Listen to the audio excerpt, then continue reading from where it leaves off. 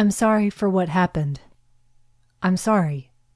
I understand why Mr. Okuzaki is doing this. I'm ashamed of myself. I couldn't do anything for the victims or their families. I sincerely apologize.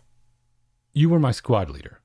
It's been 38 years, and now I come to you and I'm able to say I'm a much better human being than you. I can say it to your face because of the way I lived my life after the war. It wasn't just my own doing, but also divine will and nature's law.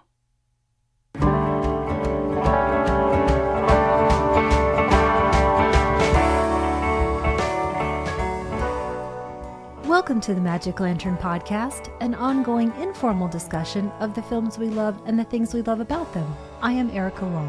And I am Cole Rolane. Each episode of the Magic Lantern will be devoted to one film that we alternately select, and we will discuss why it is significant to us. Just a note, whether the film is a classic or a more contemporary title, this will be an in-depth discussion that will include explicit plot details and potential spoilers. We are at episode 139, back to Cole's Choice. What are we talking about today? Well, Septerica is traditionally our celebration of documentary, since it's your birthday that month and documentary is one of your favorite things. But you zigged when I zagged this year. You left me here holding the documentary bag, so I picked a doozy, enough of a documentary to cover both of us. And I chose The Emperor's Naked Army Marches On from 1987, and it's a documentary directed by Kazuo Hara, and it follows the efforts of Kenzo Okuzaki, a 62-year-old veteran of World War II who is trying to unravel the unexplained deaths of two soldiers in his old unit. I'm glad that I ended up going a bit lighter after this, as opposed to, say, the sorrow and the pity. Yeah, there's enough darkness here to last the whole month. And you'll see that here because I would like to right away establish a little background of the historical circumstances. I think that's necessary before we get into the film, just to give you a good idea of the backdrop. And we can only really scratch the surface because we're talking history, generations in the making here.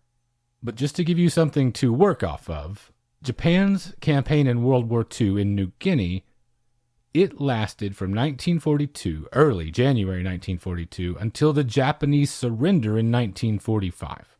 Almost the entirety of World War II, and it was one of the most arduous campaigns that anyone endured during that time. And I think one of the most troubling elements of this particular story is how needless the deaths seem to be, because the murders in question actually took place 3 weeks after the war was over. And when you talk about needless, when we look at the whole vast array of potential war crimes here, the one that stuck out to me the most was the concept of avoidable hunger. That's been haunting me. Yeah, it's tough to think about. And for a bit of perspective on that, it was not uncommon for Japanese troops in these Pacific campaigns to suffer greater losses from starvation and disease than combat. In New Guinea, for example, it is estimated that as many as 97% of the deaths were from causes other than combat. Essentially, they were effectively just blockaded in and they were unable to receive food and medicine, and as a result, they resorted to some extreme measures to survive as they were subjected to conditions that are beyond the comprehension of most of us. It'll be helpful to keep all that in mind as this story unfolds. That's the backdrop against which all this plays out. Another bit that's really troubling, too, is to think that Okuzaki was one of only a handful of people left over from his 36th Engineering Corps out of a number of over 1,000 troops. Well, the impact of World War II on the Japanese soldiers and citizenry was unimaginable, obviously. So the first thing I think when I'm trying to make my way through all this, why perpetrate these atrocities upon your own countrymen on top of everything else that you're going through? Now, are you talking about, with that question, the people in charge, placing troops in certain death and starvation conditions and then ordering further atrocities to be committed upon them? Or do you mean the troops themselves who committed further atrocities on each other at the ground level and also against natives and other prisoners? I'm talking about all of it, but for me, the worst of it is when it comes from the top down. It's not just savagery and survival, it has become bureaucracy at that point. The whole, an order is an order and we had to obey kind of a Right. thing. Well, there are a couple of things that I want to talk about here because I started to look at going earlier than World War II and the mindset that the military had leading into the war. Because I don't fully understand the ramifications of Manchuria and the Sino-Japanese War. I just have the most basic concept of there being, in general, very low morale. And we also have to understand that there was definitely this prerogative to absolve the emperor, Hirohito, of any sort of responsibility. All about trying to save this idea of Japan as a peaceful nation. Yeah, I think this is where understanding the conditions that they were living through help explain things a little. Not that it excuses any of it, but we hear details that are abominable. One that stuck out to me, Tanaka was shot with a poison arrow and went mad. But we almost have to appreciate that as poetic, even oddly romantic, because to take that at face value would just be too much. Speaking of romanticism, that leads me to my next idea, trying to understand this concept of the Bushido Code. This was indoctrinated, basically, into the Japanese soldier as part of his basic training. The idea was, the greatest honor is to die for the emperor, and it was cowardly to surrender to the enemy. And any sort of perceived failure on that count or insufficient devotion would get you punishment, typically the physical kind, and it would pass all the way down the lower ranks. It was the accepted way to deal with disobedience. I'm glad you brought that up, because one other thing to keep in mind as we're having this discussion, as you're watching the film, when this was made in the present, at the time of filming, the Prime Minister was Nakasone Yasuhiro, who was also a World War II veteran. And Yasuhiro was the first post-war Prime Minister to raise the question of Hirohito's moral culpability for the war. So maybe for the first time, the political climate was shifting ever so slightly with regard to the emperor's infallibility. It was no longer as feasible, I think, as a society to deflect responsibility. Culturally, that door was opened just a crack maybe, and now Okuzaki is going to kick it the rest of the way in. Because there were still people who felt that Japan never should have surrendered, number one. And number two, we're starting, I think now, to get a better sense of the estimated number of deaths that resulted from Japanese war crimes. And it is a huge spectrum, 3 to 14 million. Also something to consider, Japan had not ratified the Geneva Convention. So that incorporates elements of torture.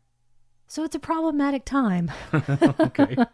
Okay, so keeping all that in mind, as we move into the film proper, we begin at the opposite end of the spectrum of all that darkness. We have a wedding here in the beginning, a happy occasion that now in retrospect maybe feels like a bit of a head fake, where Okuzaki is the go-between here.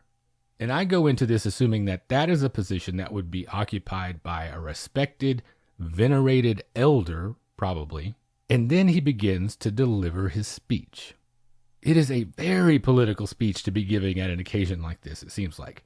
Is everyone here a radical, or are we just getting the first glimpse of his intensity and his single-mindedness? Did he bully his way into this position? How do we find ourselves here? I'm trying to place myself in the seat of any of the people who are around. Did they know him already? A lot of collar tugging. It really feels uncomfortable to me. I wonder how much they care about what he's saying. I wonder how much they know about the groom, because Okuzaki calls him out for being a radical as well. Or do they all know him and maybe this is the 100th time that they've heard this story? Because in this position, he's supposed to be upholding the institution of family. And so unless they're all diehard radicals like you mentioned, it seems like he's mainly just speaking for himself and to himself. Well, I don't think there can be anyone assembled that isn't aware of who he is and what he's done, because they also go through his rap sheet here at the beginning, and it is impressive. He has attempted to assault the emperor with a sling, and I think, is that a little on the nose for a David and Goliath metaphor here? Okuzaki isn't exactly a subtle guy, I guess. Or Shakespeare, slings and arrows. And when I say he's not subtle, as we move on to his other crimes, you'll see that's true. distributing pornographic flyers containing the emperor's image, conspiracy to commit murder, actually committing murder. He is clearly driven by an all-consuming passion for something, perhaps justice. What that is, that thing that he's after, is one of the lingering questions of the film for me. So this was entirely brand new to me. Thank you for bringing it to me. How did you come to it? I came to this several years ago, like we often do, by scouring lists. And I have to say, I have a real love-hate relationship with lists. So many of them feel lazy, no thought, no curation. I was going to say, I think you have a love-hate relationship with the person creating the list. But then, sometimes really good ones come along and they lead me to a real find like this. If I recall correctly, I found this via a list of documentarians' favorite documentaries. And Errol Morris, he's a big booster of this one. Does this remind you of anyone's style as you're watching it? It seems like in a particular era, we might be able to put Michael Moore in the Okazaki role. Otherwise, it's confrontational but removed in a certain way. And this whole idea of when or when not to intervene is a difficult one. In watching Hara's technique, he keeps that camera steady but pulled back often to get the full view of whatever is happening, especially during violent interludes, which we will be discussing. I have a really hard time picturing Michael Moore rolling around on the floor with one of his interview subjects trading blows. But I thought he literally got in a fist fight with somebody at some point. Could be. Who knows? I don't picture him throwing the first punch, I guess is what I should say. Somebody out to punch him? Yeah, there are a ton of those.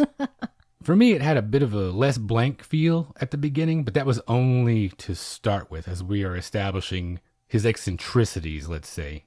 An obvious touchstone would also be Werner Herzog and his embrace of rogues and madmen. And then I can see something like Joshua Oppenheimer's The Act of Killing as a bit of a spiritual descendant of this. The thing I like to think about when I am mulling that stuff over is what other documentarians think when they watch it, because I certainly think that some of them wish they could go to these lengths, but are kept in check by a more rigid code of ethics. And also, I would guess the love-hate relationship with your subject. Because this was a 5-year process, and I'm not sure I would have been able to hang in. And Hara's involvement definitely changed the course of this film over that long stretch of time. It was originally supposed to be more of an overview of the war generation, but then Hara found documented proof of these crimes. So we have a kind of capturing the Friedman-style seismic shift in focus midstream there. And we get 2 scenes early on that I think really lock in for us Okazaki's personality. In addition to the wedding, he then goes to visit an old compatriot in the hospital, Yamada, to discuss prior events and his plan to visit Indonesia to have a memorial service. Combined with that wedding speech, his bedside manner, I think it sets the tone for all of the meetings to follow. It makes clear that he is relentless and gives no quarter, nor makes any allowances for any extenuating circumstances that you might be in during these conversations. Because it starts out in this way of him observing the manners and the rituals, you think. And I initially wrote down he seemed to be visiting a friend. I thought that this was kind of a big deal. Yeah, we realize there aren't those. You are right. But I do like that we are on these shifting sands. We don't quite know where everyone rests on that spectrum of who he knows. And if I were the man in the hospital's wife watching this, I think I would be crushed because at one point Okazaki tells him, you deserve hospitalization.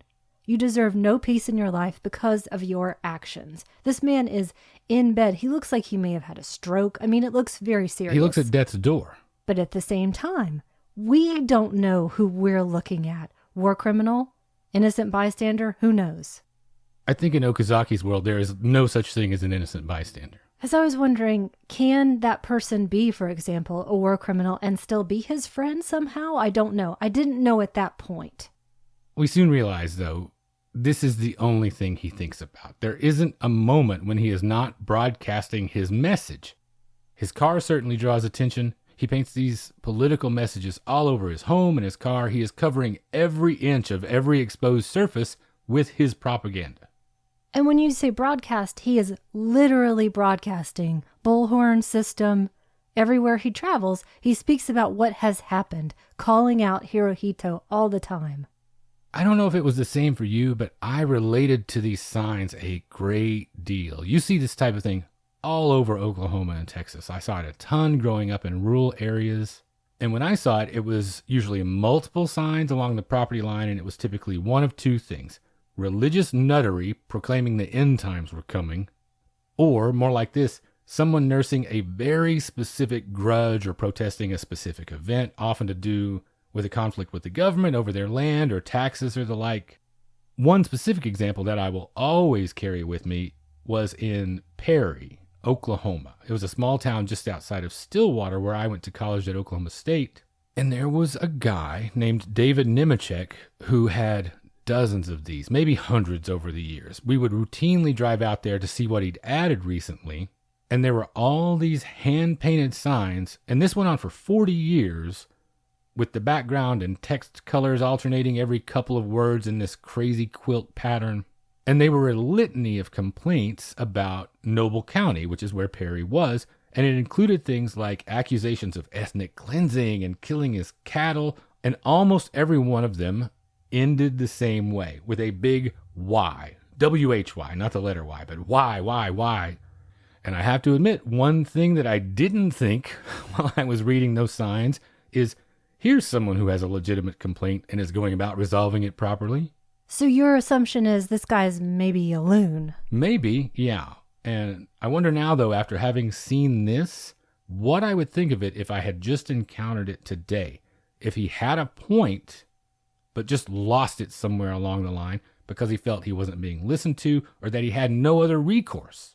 Did you ever run into anything like this when you were a kid where you grew up? Not that I can remember. The things that I recall are those folks who make their house into a sort of shrine.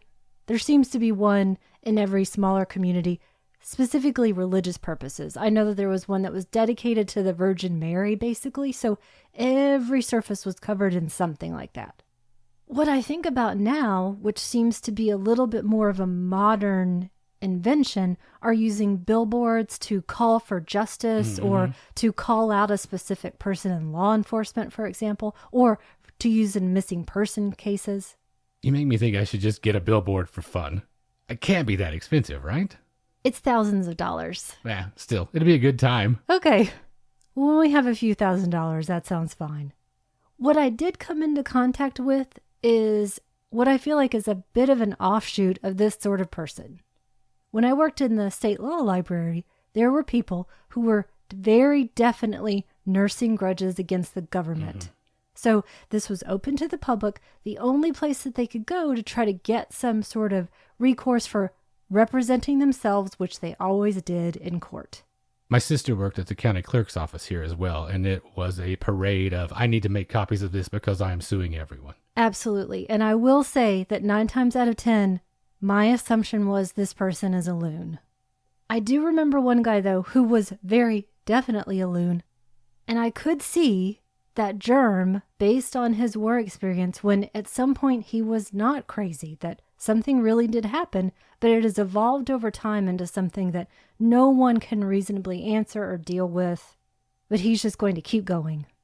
Well, specifically, these signs are very affecting to me because of that, both in terms of how overwhelming they are and then also just their general aesthetic. On one of his vehicles, we see the image of the Japanese flag with the colors reversed, for instance. So you've got this bright white sun on this blood red field, and it makes me very aware of the power of a symbol, especially when it's repurposed like that to maximum effect. It gets your attention.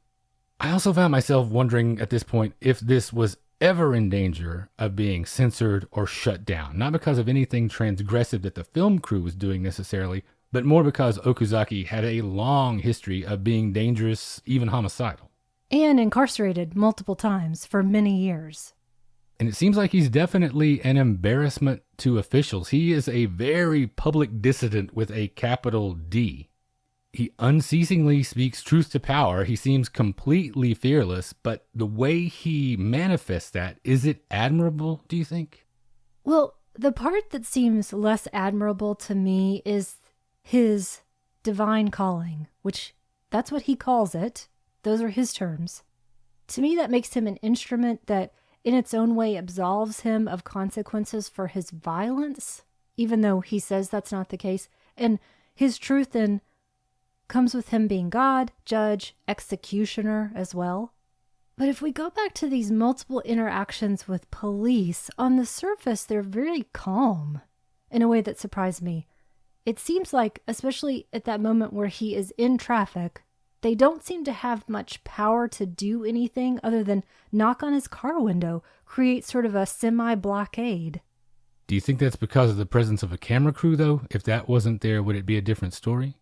Possibly it could be observing the rituals again, but over and over, the police come in as the calm ones. Because he'll then berate and challenge them, but they don't then turn to violence against him, which is something that I'm less familiar with in this country at this point in time. And that embarrassment also seems to come with some indifference. For example, he takes over this speech at the bar association, and again, it seems like most people don't particularly care or remember or were directly impacted by what he's talking about. Yeah, every waking second with this guy is devoted to fomenting or engaging in confrontation. It has to be exhausting, I would think. But in his case, he seems like the type that it may be the only thing keeping him alive, literally, at this point. In this ongoing fight with the emperor and his legacy, I think there's a really interesting irony here about Okuzaki's relationship to the emperor. It's just completely something else. Okuzaki has come to eventually occupy a similar space in his own demented universe, I think, that Hirohito did in his.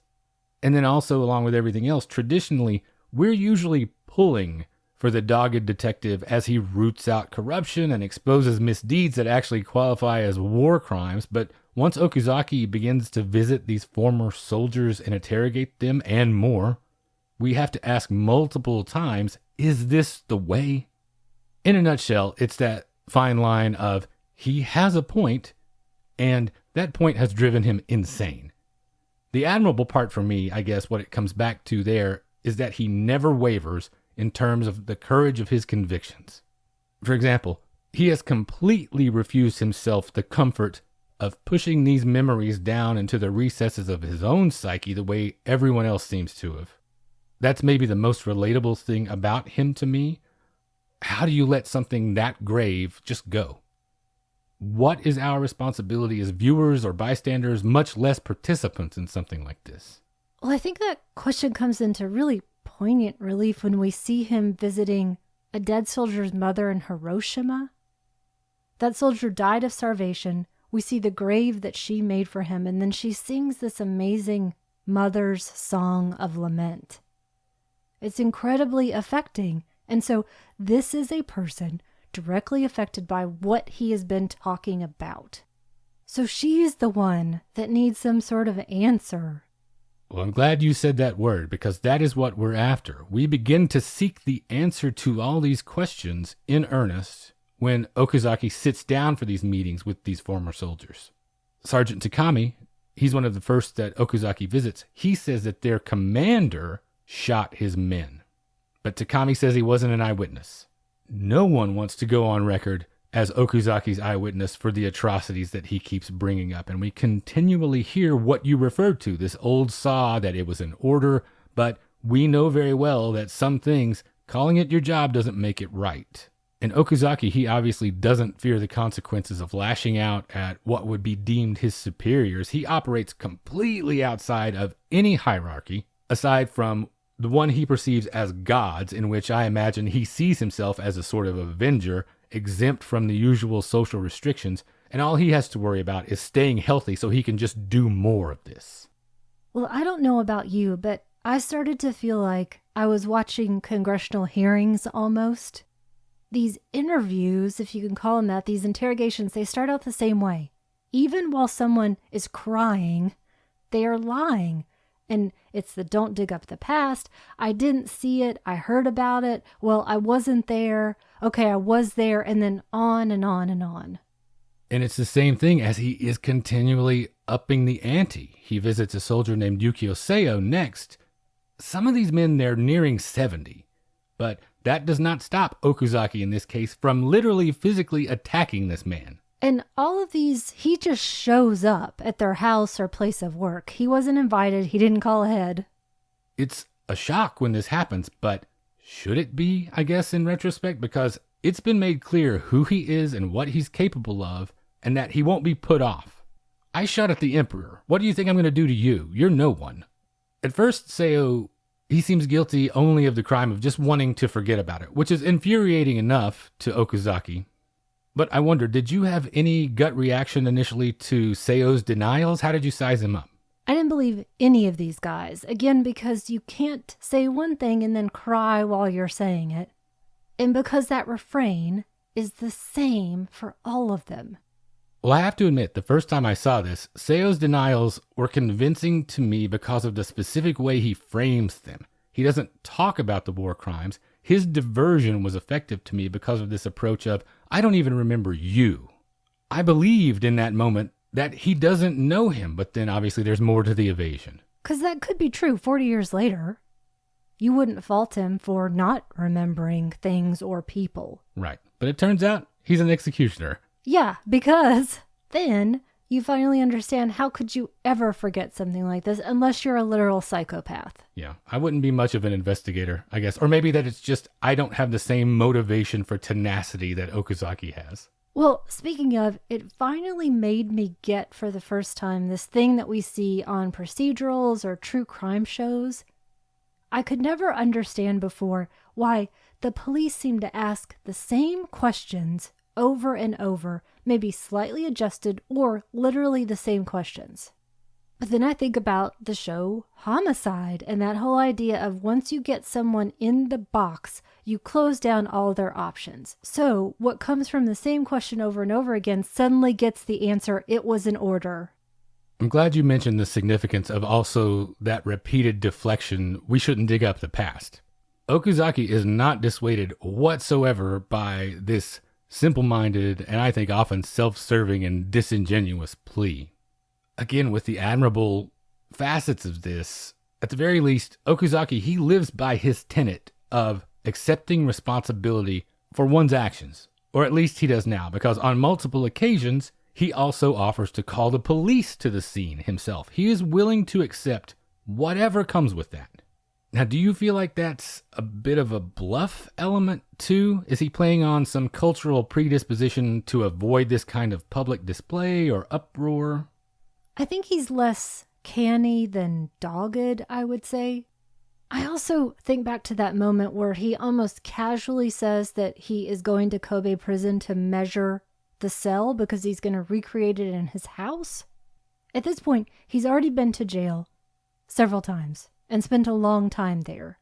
And so that only consequence seems to be, I'll go to jail for it, who cares? Yeah, he harbors no illusions about how this will eventually resolve itself.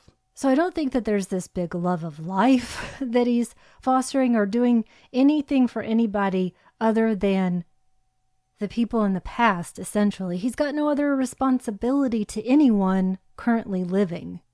I do think this is a specific technique, though, the way he violates these cultural norms of non-confrontation, then seemingly backing off and observing custom or deference at just the right moment to get something out of his subject. He keeps them completely off balance. I also did wonder, because again, I don't get the sense that he's that canny. It seems like it's an ingrained ritual to start with. This whole idea of maybe you can take the guy out of the village, but not the village out of the guy. It's always there, at least in part, until he just wipes it away. Well, another of the things I was thinking about as we're going along here, what are the legal repercussions for these crimes now? And then Okuzaki himself actually says these perpetrators, they can't face penal responsibility nor civic liability. I get the distinct feeling, though, that even if they were technically able to be prosecuted, that they never would be. No one cares enough, and no one would go to all the trouble that it would take to convene a tribunal, have a trial, etc., at the insistence of this madman. Because I wasn't sure if that was a gambit of his, that he just pulled that out in order to lull the person into a sense of complacency. That's a good point. I didn't actually check into the statutes, but Okuzaki himself does say it's only God that can persecute you now. I do believe, well, not that part, but I do believe, like you're saying, that nobody seems to care enough. For example, when you think about in China, young people can't identify that famous Tiananmen Square photo that is burned in my brain, probably yours too, from when we grew up. So there's definitely a remove. Yeah, I was wondering too while we're watching this, is there a specific generational indifference? Because I think some of what motivates him is that if he doesn't do this right now, then it will be lost forever. So maybe the motivation is that this will be forgotten because it has been in other places. And then essentially, I think it means that all of us have to tell the truth all the time and then document it. And what is the likelihood of that? Because for a lot of us, and I'm speaking for myself, sometimes I don't want to know too much about terrible things or I would just be screaming all the time. I do, though, want to come back to this legal ramifications question for a second, because I do sometimes realize that this is all not lost. For example, if you think about the Truth and Reconciliation Commission in South Africa, that was in 1995. And just in the last couple of decades, there have been similar truth commissions in the Congo, Sierra Leone, Chile, Germany, Canada, Australia. For example, we just watched sort of a new iteration of this in the film version from just last year of La Llorona in Guatemala. And those legal waters were murky back during and just immediately following the war. In 1946, a Lieutenant General Tachibana was convicted of cannibalism, something that was not described in the Geneva Convention and not really in the Hague Conventions either. So he was convicted and hanged for prevention of honorable burial and murder. Something you said in the middle of that there struck a chord with me about how if you just face this stuff head on 24/7, your head would come off. I think about these soldiers and how emotionally and mentally maybe you've finally been able to push all of this out of your mind, and now Okazaki shows up on your doorstep 40 years later. In most cases, even with the most benign examples, people don't want to revisit those war memories. You've told me, I think, that your father hasn't spoken about his Vietnam experience much, right? That's true, sometimes about people that he knew, but not about actual experiences. And is it true that because of the timing of his deployment and everything, he wasn't actually even in combat? Is that right? I don't know that that's correct because he was in Vietnam. I don't know what he saw. I truly don't. But he's never said anything. He's never said, Okay. and I haven't asked. I can tell you, I don't want Okazaki showing up at my dad's house. Right. Just to be clear, not because I suspect my father of being Okay, a war good. criminal, but I don't want him to go through anything like that. I wouldn't either, because it's harrowing. When he visits Hara, another one of the soldiers, not the director in this case, Hara's guilt and grief completely overtake him. He is weeping and genuflecting, and he asks, I think, a more interesting and specific variation of that earlier question. Why do you want to disturb the dead? Again, a massive deflection, because it's abundantly clear he's disturbing the living. Because Hara has already started off by saying to the sister and brother of two of these troops who were killed, allegedly, that they did nothing wrong. He's trying to alleviate what he thinks their pain might be. And there's this question of, does the truth deserve to come out, according to him? I can't even fathom what this must be like to carry around. These are such complex issues that arose from the most extreme circumstances you could live through. And I think it's really telling that it finally comes down to, it wasn't my bullet that killed them. That's the only out that he can give himself, or the only solace he can find, whether or not that's true. It's the difference, I think, between reasonable behavior and understandable behavior given the circumstances. It's a lot to parse through, and it's the flip side of the difference between agreeing with Okazaki's motivating principles but not his methods. So what do you think Okazaki's ultimate goal is here? What does he do once he gets at the truth? How much of this process is eventually about redemption on one side versus justice on the other? I think you nailed it earlier, this idea that he would just collapse under the burden of carrying the truth. So he has to get it out, and he hopes that it's going to be universally accepted and told and not forgotten. Universal truth is a tricky concept here, we learn, because During this interview with the squad's medic, they find out that the war was over when these particular crimes occurred. And we also learned what motivated Yoshizawa's desertion. And who could blame these two soldiers for being driven to escape? Establishing rules and thinking that they will be rigidly observed in the middle of war conditions like this, it's insane to me. He puts it so simply, they wanted food and they deserted. This visit with a medic to me felt like the biggest turning point because those words just start to flow once he sits down. And it puts paid to that whole lie of I don't remember that everybody starts with. It's on the tips of all of their tongues. And he tells us they were ordered to fight till they died. But this crazy idea that the war was already over, but the men still had to carry out the order to shoot the two soldiers anyway and then eat them, it's insane. But he does stop short of saying that it was all a plot to cover up cannibalism, basically. But that's the sense that we get. And then the doctor comes along and adds a little bit more of a conflicting spin to the story. It's pieces of a puzzle reminiscent of Rashomon here. They all say different things. First it's desertion, now cannibalism. Did they run and they were caught? Did they commit one of the most taboo acts that humans can take part in? The sister actually believes that the two soldiers were sacrificed so that superior officers could survive on their flesh.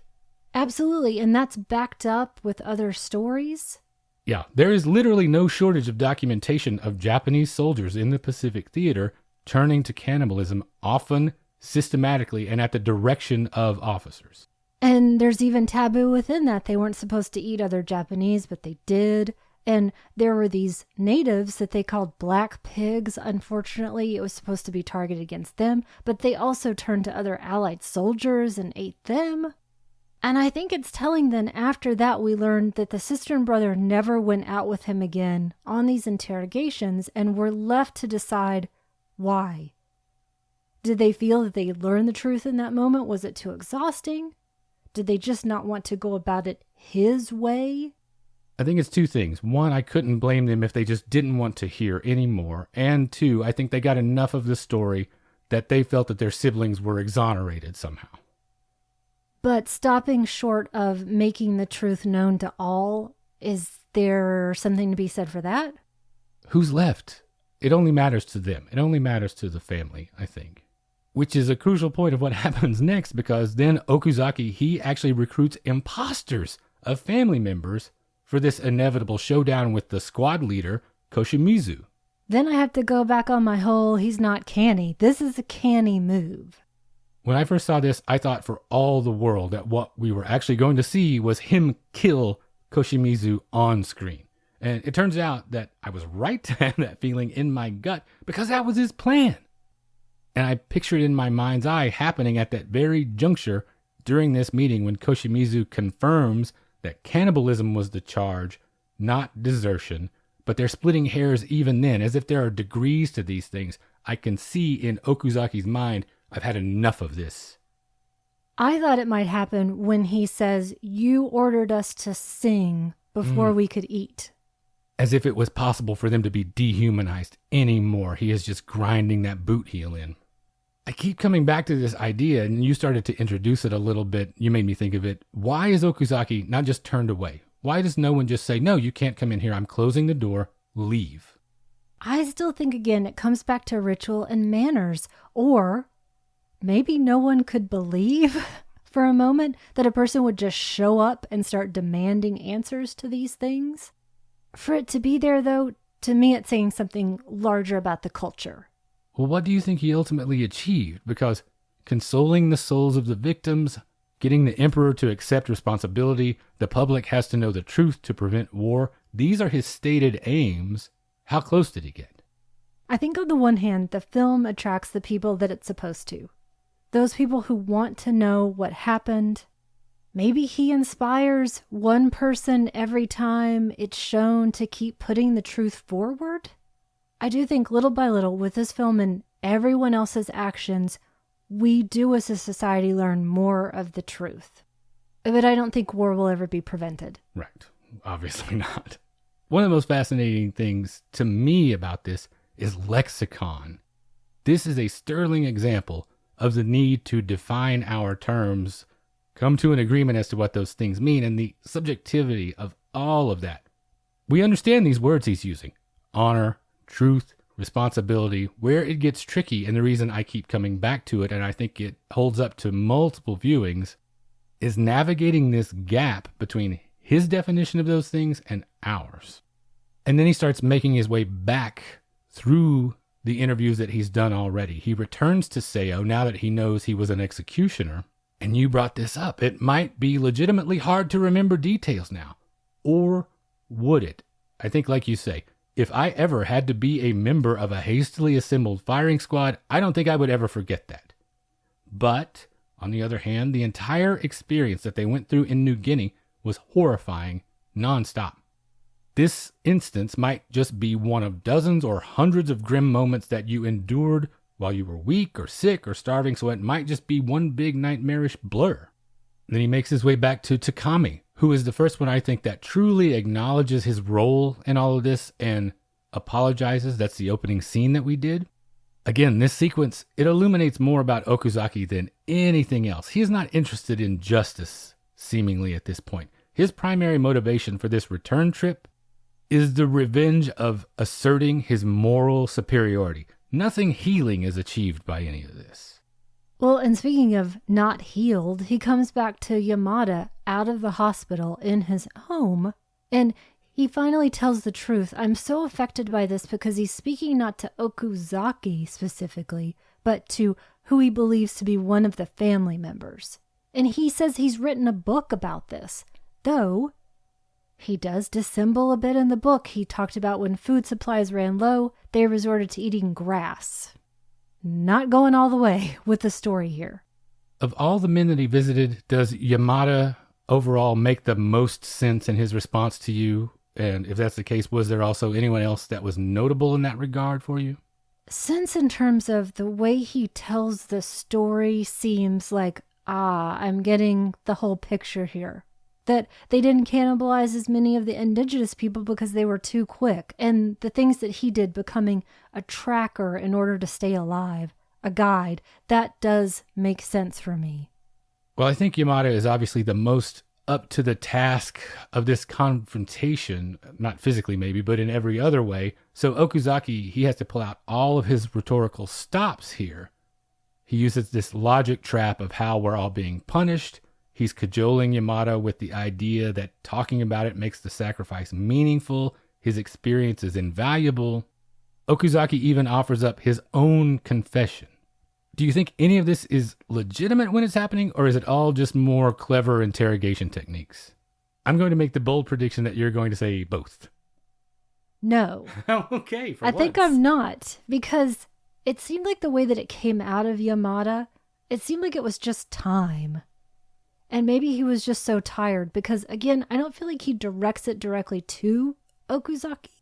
So it's hard for me to think that finally Okuzaki said the one thing that's going to let the floodgates go. I think you're exactly right. I think the burden must be great for them to keep talking this way, because I would not have given Okuzaki what he wanted if I had been able to keep from it. And it takes such a toll, this final confrontation, that Yamada is taken away in an ambulance as a result of this clash. So I think with every victim that he visits, and I do think they're his victims in a sense, this axiom that you either die a hero or else you live long enough to become the villain, is that what's happening in microcosm over this 2-hour running time? I think so, and that you just finally reveal yourself because you can't help doing so. You can't cover up something on camera for so long.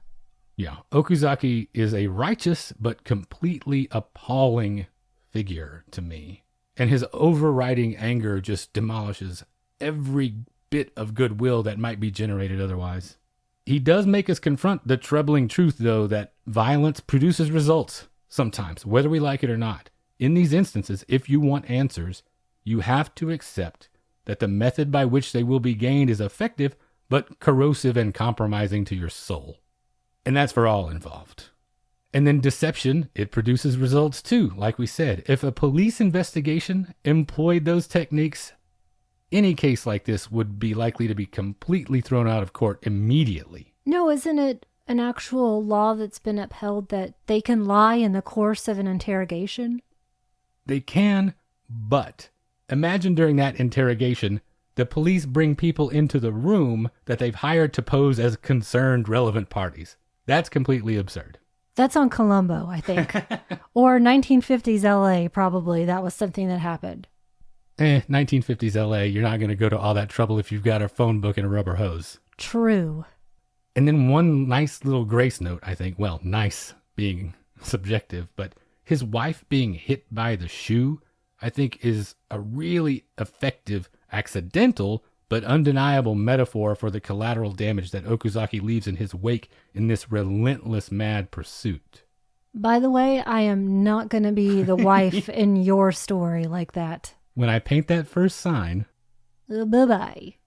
Well, his claims of moral superiority here, they are completely dubious considering his past infractions, but I guess every cock to his own dunghill, basically. It's just that he's at a place in his timeline that he feels like he can climb up on his and crow about everybody else's.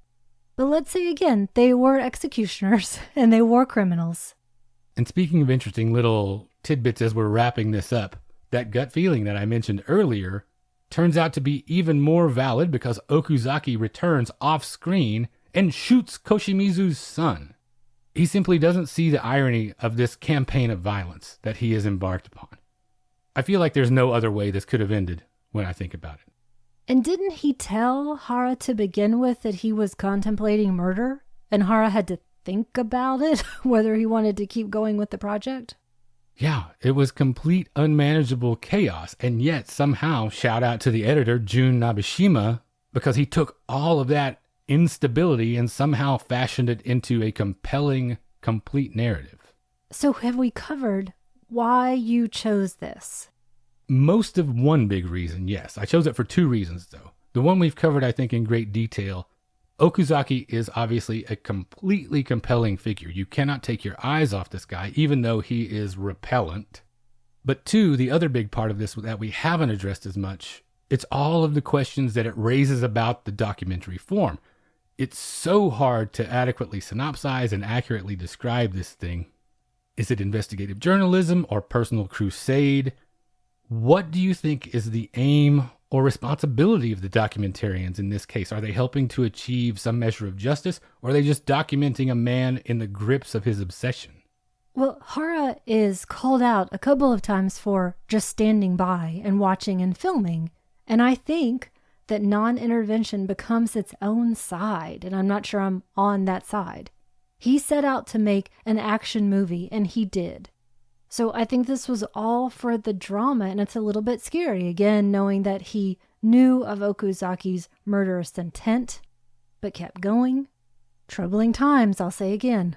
So not neutral. You wouldn't define it that way. I would not. Does this questionable approach then undermine the result for you? No, because I still feel like I got some idea of truth for each person. I think you're right there. I certainly, regardless of what the documentarian's intent was, I feel like I have a very clear idea of the urgency, the confrontational nature of everything, the dubious morality, his justifications and his hypocrisies. Let me ask you a flip side to a question that I asked you earlier. Do you think that the presence of the camera encourages Okuzaki to perform this violence when he might not have otherwise? I wonder about this whole violence is my forte thing that he talks about, how much of that came before and after the war. Because sometimes I wouldn't be surprised if he just went into that state of red mist and would have done everything the same way. But he also in part financed this production, so maybe he was waiting for the opportunity to beat out information that would be recorded. I think I'm in complete agreement with you in this case. I get the distinct feeling he would have done these things regardless. Just look at his prior record. He is a zealot. And then the last thing I really like about all of this, I like Hara's method as a meta-commentary on Okuzaki's method. Push forward. Don't let the established, accepted orthodoxy stand in the way of demolishing these social norms and kicking over rocks to expose the taboos. I think it doesn't stifle any of these questions. I think it opens them all up. So then that makes me feel like whatever the approach, the result is as it is. Well, it's truly fascinating, and I hope everybody goes out to watch it. You can find it on YouTube in its entirety right now. It says it has Spanish subtitles, but they're actually English subtitles. Second Run actually has also recently put out a great Blu-ray of it, so check it out. And while we're saying check it out, what about your recommendation this time? I chose another documentarian who cited this film as one of his favorites, and it's also about a troubling figure, and that is The Fog of War, 11 Lessons from the Life of Robert S. McNamara. It's from 2013 by Errol Morris and told in the first person by Robert McNamara, covering his observations of the nature of modern warfare, including his specific participation in World War II, the Cuban Missile Crisis, and Vietnam. I think you feel the same way about this as I do. Yeah, I think this is one of the greatest documentaries ever made. And also one of the most head-splitting experiences I've had at the movies. Possibly the Philip Glass score contributed to that feeling of being underwater and gasping for breath as I'm listening to one revelation after another. I highly recommend this. I will never forget the moment when he talks about if things had gone a different way in one campaign that he would have been considered a war criminal. I also don't know that I'm eager to see it again. It doesn't seem like there would be a period of time in which the viewing of this wouldn't feel like a poignant experience. It's just timeless in essence. How about you? My recommendation this time is a connection through the producer of this film, and that's A Man Vanishes from 1967. When I saw Shohei Imamura's name in the credits as a producer here, it immediately brought me to this film.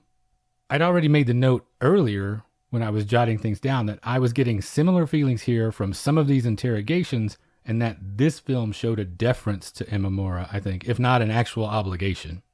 Okuzaki, he actually approached Imamura with this story first, and Imamura declined, and he recommended Hara instead. I mentioned this movie way back in our Ants in Your Pants of 2018 episode, and I wanted to return to it here today to give it as a recommendation to specifically pair with this movie. It was directed by Imamura, and it stars Yoshi Hayakawa and Shigeru Suyuguchi, and it's ostensibly a documentary about an ordinary man who, like many Japanese every year, disappears without a trace.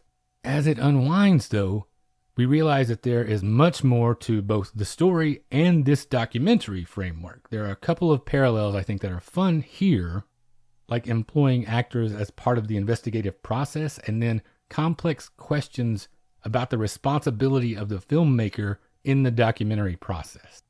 But the revelations here, they're much more meta and about the nature of viewing and much less concerned about actually solving the case. I think it's brilliant. It's immense fun to watch. And it's really good for folks who enjoy having the rug pulled out from under them in an I've never quite seen anything like this before kind of way. So once again, that's two great recommendations, The Fog of War and A Man Vanishes. And that brings us to the end of episode 139. If what we do here is valuable to you and you would like to support that, we would certainly love for you to check out our Patreon at patreon.com/magiclantern. The $5 a month level gets you access to a big backlog of bonus episodes, and those come out on the Mondays alternating with regular episodes, so you never have to go a week without new Magic Lantern in your life. We want to say a special thanks once again to Matt and Travis at The Complete Podcast, as they just put up the final installment of Your Conversation, covering Kieślowski's Three Colors trilogy. We always love being on with them to talk about anything. Thanks again, Matt and Travis, and Red was a great experience.